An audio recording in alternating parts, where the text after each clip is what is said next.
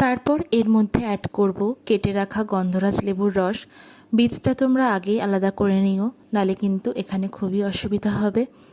তারপরে আমি ভালো করে ম্যারিনেট করব, যাতে প্রত্যেকটা চিকেনের গায়ে খুব সুন্দর করে মশলাগুলো মেখে যায়, কারণ ম্যারিনেটেই অর্ধেক রান্নাটা হয়ে যাবে। ম্যারিনেট যত ভালো হবে মাংস কিন্তু তত সুন্দর আরও খেতে হবে।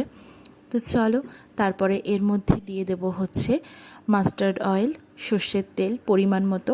সর্ষের তেলের গন্ধ আর সর্ষের তেল দিয়ে যদি মাংস রান্না করো, সে স্বাদ এক বিশাল স্বাদ, সেটা তো সবাই জানো।